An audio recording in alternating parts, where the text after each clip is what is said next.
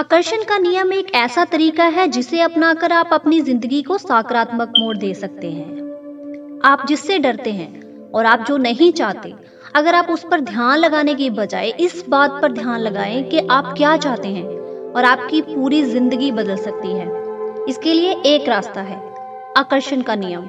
इस नियम को अपने जीवन पर लागू करने से आपकी जिंदगी बदल सकती है। आप बेहतर स्थिति में पहुंच सकते हैं। आइए जानते हैं इस नियम को अपने जीवन पर लागू करने के लिए आपको किन किन चरणों से गुजरना होगा। जो आप सबसे अधिक सोचते हैं उसे आकर्षित कर लेते हैं। जो आप नहीं चाहते उसके बारे में ना सोचें। अतीत की घटनाओं पर रुके ना रहें। अगर आप सिर्फ खराब चीजों पर अपना ध्यान लगाएंगे जो आपके साथ हुई हैं, या वो खराब चीजें जो आपके साथ हो सकती हैं, तो आपके साथ वही होने लगेगा जो आप नहीं चाहते। इससे आप बुरी परिस्थितियों को आकर्षित कर रहे हैं। आकर्षण का नियम सिर्फ ये देखता है कि आप किस चीज के बारे में सोच रहे हैं। ये नहीं देखता कि आप जिसके बारे में सोच रहे हैं आप उसके होने से डर रहे हैं। सिर्फ इसलिए कि आप किसी चीज के बारे में सोच रहे हैं, आकर्षण का नियम वो आपको देने लगता है।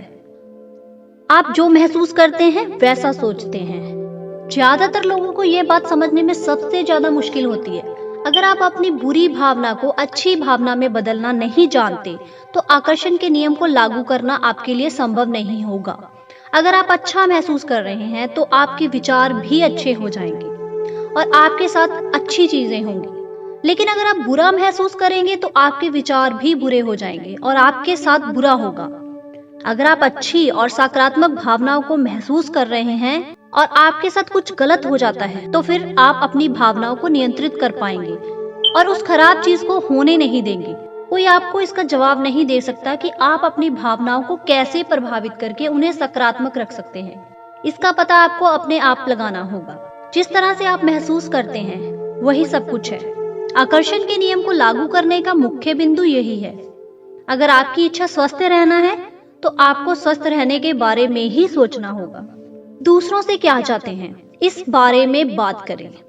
सबकी दूसरों से कुछ अपेक्षाएं होती हैं। आप दूसरों से क्या चाहते हैं इस बारे में बात करना शुरू करें। दूसरों को अपने सपनों, अपनी इच्छाओं और चाहतों में शामिल करें।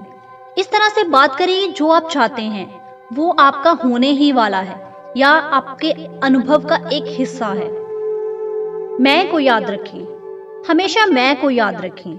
यह अभिव्यक्ति का एक बहुत शक्तिशाली तरीका है।